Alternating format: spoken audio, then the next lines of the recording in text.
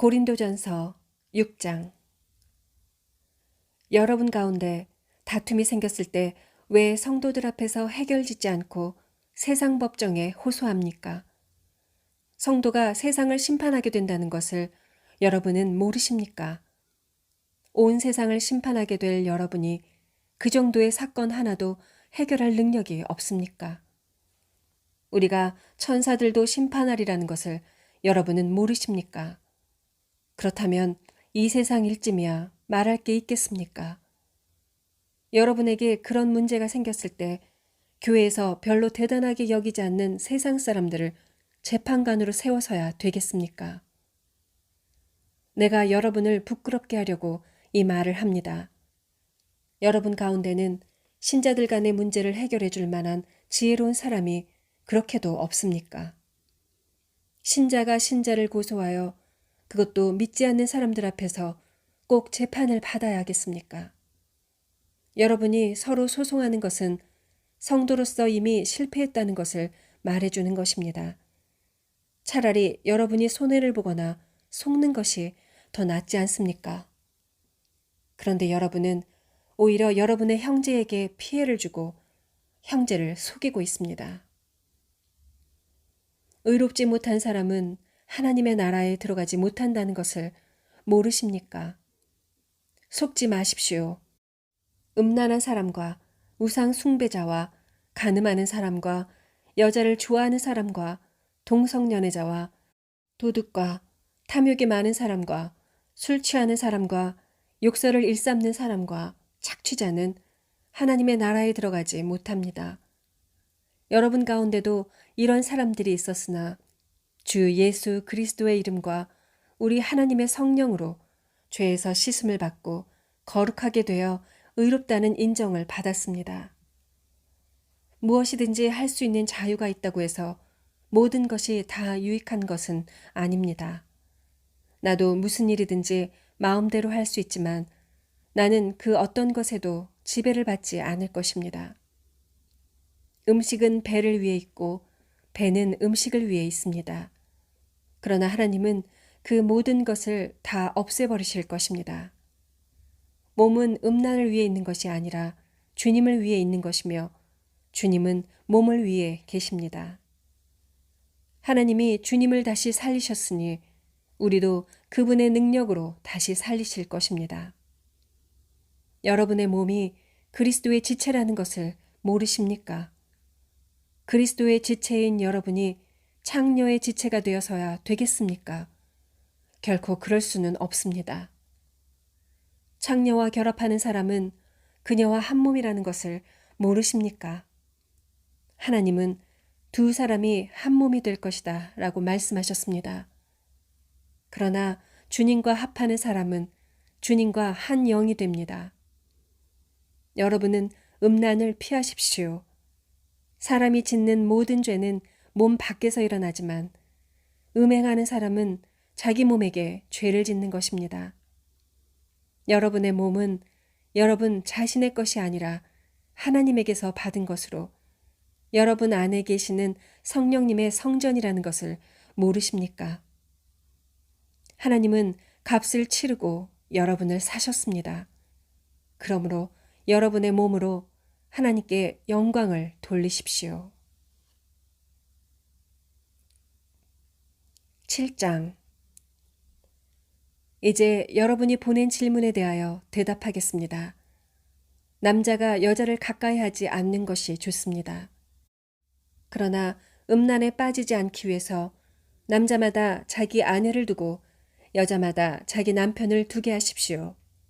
남편은 아내에게 그의 의무를 다하고 아내도 남편에게 자기 의무를 다하십시오. 아내의 몸을 다스릴 권리는 남편에게 있고 남편의 몸을 다스릴 권리는 아내에게 있습니다. 여러분은 서로 몸을 거절하지 마십시오. 다만 기도에 전념하기 위해 서로 합의하여 얼마 동안은 그렇게 하더라도 다시 정상적인 부부 생활을 하십시오. 이것은 여러분이 절제하지 못할 때 사탄이 시험하지 못하게 하려는 것입니다. 내가 이 말을 하는 것은 권면이지 명령이 아닙니다. 나는 모든 사람이 다 나처럼 되기를 바랍니다. 그러나 사람은 저마다 하나님에게서 받은 은혜의 선물이 있습니다. 이런 선물을 받은 사람도 있고 저런 선물을 받은 사람도 있습니다. 미혼자와 과부들에게 말합니다. 여러분도 나처럼 혼자 지내는 것이 좋습니다. 그러나 스스로 절제할 수 없으면 결혼하십시오. 정욕으로 불타는 것보다 결혼하는 편이 낫습니다. 결혼한 사람들에게 말합니다. 이것은 내 말이 아니라 주님의 명령입니다. 아내는 남편과 헤어지면 안 됩니다. 만일 헤어지더라도 혼자 그냥 지내든지 아니면 남편과 다시 화해하십시오. 그리고 남편도 아내를 버리면 안 됩니다. 나머지 사람들에게 말합니다. 이것은 주님의 말씀이 아니라 내 말입니다. 믿는 남자에게 믿지 않는 아내가 있을 경우 그녀가 남편과 함께 살려고 하거든 그녀를 버리지 마십시오. 또 믿는 여자에게 믿지 않는 남편이 있을 경우 그가 아내와 함께 살려고 하거든 그를 버리지 마십시오. 믿지 않는 남편이 아내를 통해 거룩하게 되고 믿지 않는 아내가 믿는 남편을 통해 거룩하게 됩니다. 그렇지 않으면 여러분의 자녀들도 깨끗이 못할 것이지만 이제는 거룩합니다. 만일 믿지 않는 쪽에서 떠나고 싶어 하거든 떠나게 하십시오. 남자든 여자든 믿는 사람은 그런 일에 얽매일 필요가 없습니다. 그러나 하나님은 평화롭게 살라고 우리를 부르셨습니다. 믿는 아내가 믿지 않는 남편을 구원하고 믿는 남편이 믿지 않는 아내를 구원하게 될지 어떻게 알겠습니까? 다만 각 사람은 주님께서 나누어 주신 은혜와 하나님께서 부르신 그대로 생활하십시오. 나는 어느 교회에서나 이렇게 가르치고 있습니다. 부르심을 받기 전에 이미 할례를 받았다면 할례 받은 표를 없애려고 애쓰지 말고 또 할례를 받지 않았다면 굳이 받으려 하지 마십시오. 할례를 받든 안 받든 그것이 문제가 아니라 하나님의 계명을 지키는 것이 더 중요합니다. 그러므로 각 사람은 하나님의 부르심을 받았을 때의 상태 그대로 살아가십시오. 종으로 있을 때 부르심을 받았습니까? 걱정하지 마십시오. 그러나 자유의 몸이 될 수 있거든 차라리 그 길을 찾으십시오. 주님께 부르심을 받은 사람은 종도 주님께 속한 자유인이며 부르심을 받을 때 자유인이었던 사람도 그리스도의 종입니다. 하나님께서 값을 치르고 여러분을 사셨으니 사람의 종이 되지 마십시오. 형제 여러분, 여러분은 부르심을 받은 그대로 하나님과 함께 살아가십시오. 처녀에 대해서는 주님의 명령을 받지 못하였습니다. 그러나 나는 주님의 자비하심으로 신뢰할 만한 사람이 되어 내 의견을 말합니다. 임박한 재난을 생각한다면 사람이 독신으로 지내는 것이 좋을 것 같습니다. 아내가 있는 사람은 헤어지려고 하지 말고 아내가 없는 사람은 아내를 구하지 마십시오. 그러나 남자나 여자가 결혼하여도 죄를 짓는 것은 아닙니다. 다만 이런 사람들은 세상살이가 고달프기 마련이므로 여러분을 아끼는 마음에서 하는 말입니다. 형제 여러분, 이제 때가 얼마 남지 않았습니다. 이제부터 안에 있는 사람은 없는 사람 같이 사십시오. 우는 사람은 울지 않는 사람 같이 하고 기뻐하는 사람은 기뻐하지 않는 사람 같이 하며 무엇을 사는 사람은 그것을 소유하지 않은 것처럼 하고 세상 물건을 쓰는 사람은 다 쓰지 못하는 사람 같이 하십시오. 이 세상의 유행은 지나가 버립니다. 나는 여러분이 걱정 없이 살기를 바랍니다. 결혼하지 않은 남자는 어떻게 하면 주님을 기쁘시게 할까 하고 주님의 일에만 신경을 쓰지만 결혼한 남자는 어떻게 하면 자기 아내를 기쁘게 할까 하고 세상 일에 신경을 쓰게 되어 마음이 갈라집니다. 그리고 결혼하지 않은 여자나 처녀는 주님의 일에만 신경을 쓰며 몸과 마음을 거룩하게 하려고 애쓰지만 결혼한 여자는 어떻게 하면 자기 남편을 기쁘게 할까 하고 세상 일에만 신경을 씁니다.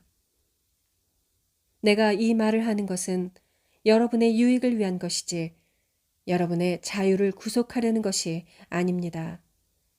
나는 여러분이 올바른 생활을 하며 마음이 흐트러짐이 없이 오직 주님만을 섬기게 되기를 바라는 것입니다. 만일 어떤 사람이 자기 처녀 딸에 대한 처사가 옳지 못하다고 느끼고 또 한창 꽃다운 시절이 지나 결혼을 시켜야겠다고 생각하면 그렇게 하십시오. 그것은 죄가 되지 않습니다. 그러나 곧 결혼을 시켜야 할 이유도 없고 또 자기 뜻대로 할 권리가 있어서 마음을 굳히고 자기 딸을 그냥 머물러 있게 하기로 작정하여도 잘하는 일입니다. 그러므로 결혼시키는 것도 잘하는 일이지만 결혼시키지 않는 것은 더 잘하는 일입니다. 아내는 남편이 살아있는 동안은 그에게 매인 몸이지만 남편이 죽으면 자기가 원하는 남자와 마음대로 결혼할 수 있습니다. 그러나 반드시 믿는 사람과 결혼해야 합니다.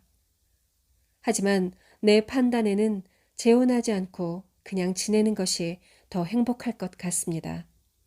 나에게도 하나님의 영이 있다고 생각합니다. 8장. 이제 우상 앞에 바친 제물에 대하여 말하겠습니다. 우리는 모두 이 문제에 대해서 지식을 가진 것이 사실입니다. 그러나 지식은 사람을 교만하게 할 뿐 덕을 세우는 것은 사랑입니다. 무엇을 안다고 생각하는 사람은 마땅히 알아야 할 것을 모르는 사람입니다. 그러나 하나님을 사랑하면 하나님께서도 그를 알아주십니다.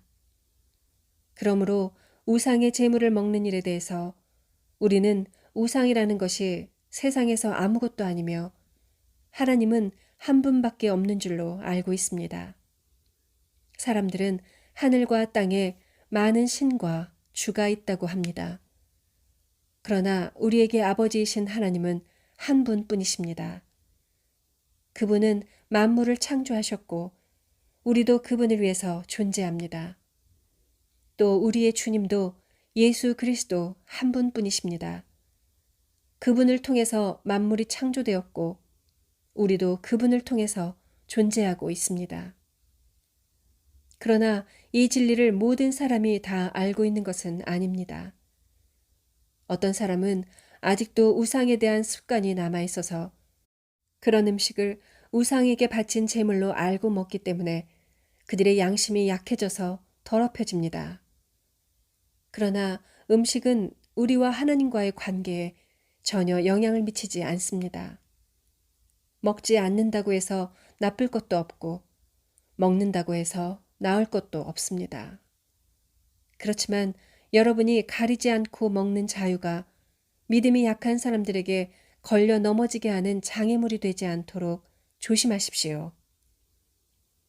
지식이 있다는 여러분이 우상의 신당에 앉아 먹는 것을 믿음이 약한 사람이 본다면 그의 양심이 담력을 얻어 그도 우상의 제물을 먹지 않겠습니까? 그렇게 되면 여러분의 지식 때문에 믿음이 약한 그 사람은 망하게 됩니다. 그리스도께서는 그 형제를 위해서도 죽으셨습니다.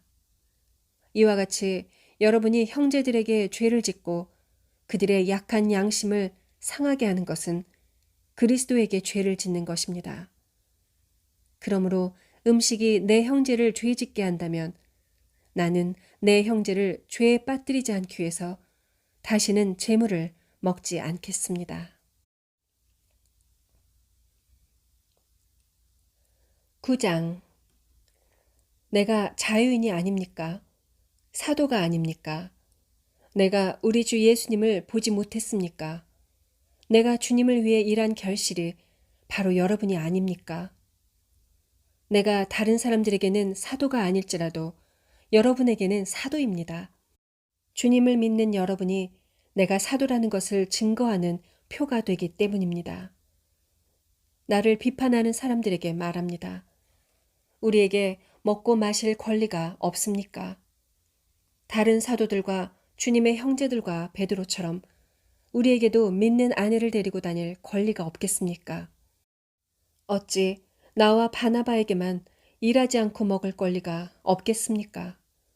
자기 비용으로 군대 생활을 할 사람이 어디 있습니까? 포도원을 만들고 포도를 먹지 않을 사람이 누굽니까? 양을 기르는 사람치고 그 젖을 먹지 않을 사람이 누굽니까? 내가 사람의 견지에서만 이것을 말합니까? 율법도 이것을 말하고 있지 않습니까? 모세율법에는 곡식을 밟아 떠는 소의 입에 망을 씌우지 마십시오라고 기록되어 있습니다. 이것은 하나님이 소를 염려해서 하신 말씀입니까? 전적으로 우리를 위해서 하신 말씀이 아닙니까? 그렇습니다. 그것은 우리를 위해 기록된 것입니다. 밭 가는 사람이나 타작하는 사람은 제 몫을 받을 희망을 가지고 일합니다. 여러분에게 영적인 씨앗을 뿌린 우리가 물질적인 수확을 거둔다고 해서 이것을 지나친 일이라 할 수 있겠습니까? 다른 사람들이 여러분에게 이런 권리를 가졌다면 우리에게는 더욱 큰 권리가 있지 않겠습니까?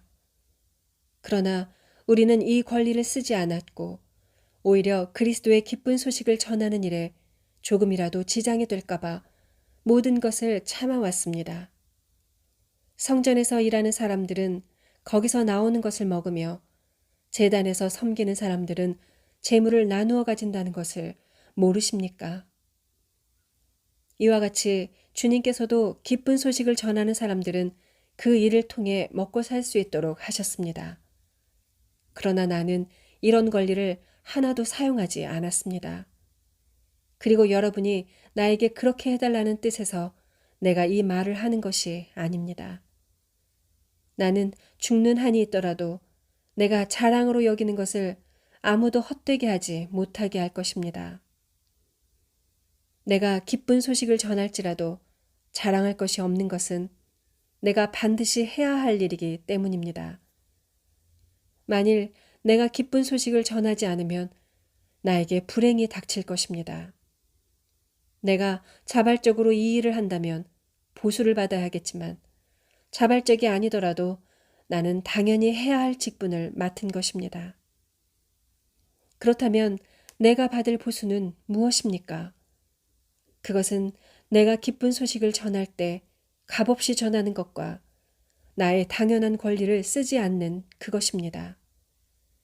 나는 아무에게도 매이지 않았으나 더 많은 사람을 얻으려고 스스로 모든 사람의 종이 되었습니다.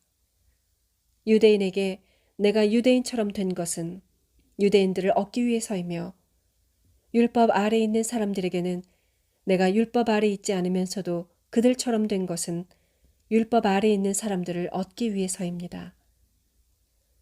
내가 하나님의 율법을 떠난 것이 아닙니다. 그리스도의 법 아래 있으면서도 내가 율법 없는 이방인들에게 율법 없는 사람과 같이 된 것은 율법 없는 이방인들을 얻기 위해서입니다. 또 믿음이 약한 사람들에게는 내가 믿음이 약한 사람처럼 되어 그들을 얻으려고 하였습니다. 이와 같이 내가 모든 사람들에게 그들과 같은 사람이 된 것은 어떻게 해서든지 다만 몇 사람이라도 구원하기 위해서였습니다. 내가 기쁜 소식을 위해 이 모든 일을 하는 것은 그 축복에 함께 참여하기 위한 것입니다.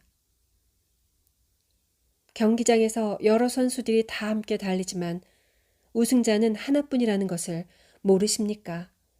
이와 같이 여러분도 우승자가 되도록 힘껏 달리십시오.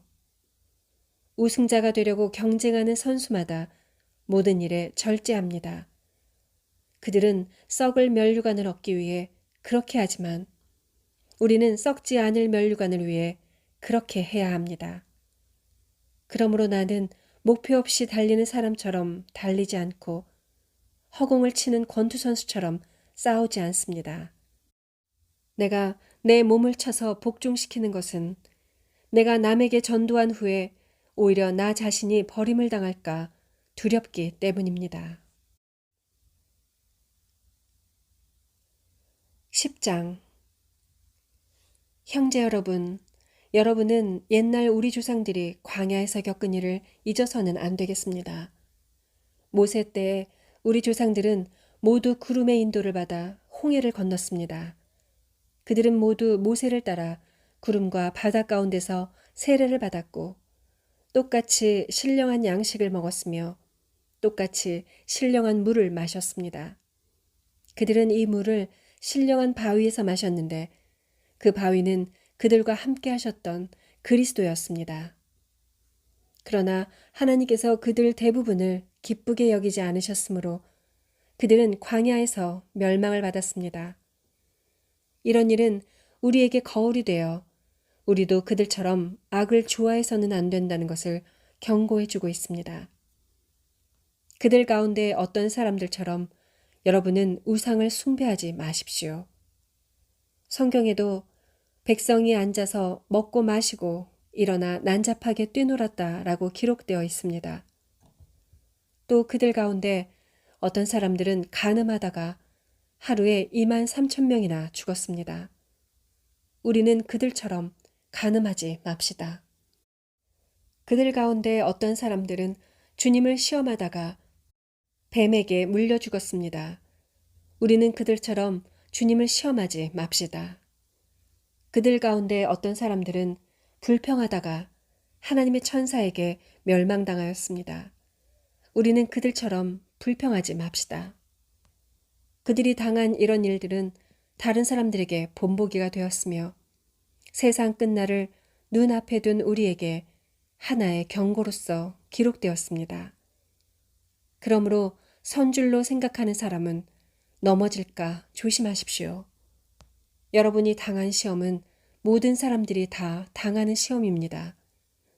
하나님은 신실하신 분이시므로 여러분이 감당할 수 없는 시험 당하는 것을 허락하지 않으시고 여러분이 시험을 당할 때에 피할 길을 마련해 주셔서 감당할 수 있게 하실 것입니다. 사랑하는 여러분, 그러므로 우상 숭배하는 일을 피하십시오. 내가 지각 있는 사람들에게 말합니다. 내가 하는 말을 스스로 판단해 보십시오. 우리가 감사하며 받는 축복의 잔은 그리스도의 피에 참여하는 것이 아닙니까? 또 우리가 떼는 빵은 그리스도의 몸에 참여하는 것이 아닙니까? 빵이 하나인데 우리가 다 그 빵을 함께 나눠 먹음으로 우리 많은 사람들은 한 몸이 된 것입니다. 이스라엘 사람들을 보십시오. 제물을 먹는 사람들이 제단에 참여하지 않습니까? 그렇다면 우상의 제물이나 우상은 아무것도 아니지 않습니까? 그러나 이방인들이 제사하는 것은 귀신에게 하는 것이지 하나님에게 하는 것이 아닙니다. 나는 여러분이 귀신들과 사귀는 것을 원치 않습니다. 주님의 잔을 마시는 여러분이 귀신들의 잔을 마실 수는 없으며 주님의 식탁에 참여하는 여러분이 귀신들의 식탁에 참여할 수는 없습니다. 우리가 주님을 노엽게 해서야 되겠습니까? 우리가 주님보다 강하단 말입니까? 무엇이든 할 수 있는 자유가 있다고 해서 그것이 다 유익한 것이 아니며 또 그것이 다 덕을 세우는 것도 아닙니다. 누구든지 자기 유익을 생각하지 말고 남의 유익을 생각해야 합니다. 시장에서 파는 고기는 무엇이든 양심에 거리낌 없이 먹어도 됩니다.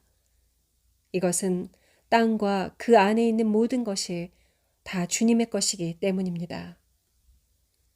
여러분이 불신자의 초대를 받고 가거든 차려주는 것은 무엇이든지 양심에 거리낌 없이 먹으십시오. 그러나 누가 여러분에게 그 음식이 우상에게 바쳐졌던 것이라고 하거든 말한 사람과 양심을 위해 먹지 마십시오. 내가 말하는 양심은 여러분의 양심이 아니라 다른 사람의 양심입니다. 내 자유가 남의 양심으로 판단을 받아야 할 이유가 무엇입니까? 감사하고 먹으면서 왜 내가 감사하는 그 음식 때문에 남의 비난을 받아야 합니까? 그러므로 여러분은 먹든지 마시든지 무엇을 하든지 모든 것을 하나님의 영광을 위해 하십시오. 유대인에게나 이방인에게나 하나님의 교회에 여러분은 거치는 돌이 되지 마십시오. 여러분도 나처럼 매사에 모든 사람을 기쁘게 하도록 노력하십시오. 나는 내 자신의 유익을 생각하지 않고 많은 사람들의 유익을 생각하여 그들이 구원을 얻도록 애쓰고 있습니다. 아멘.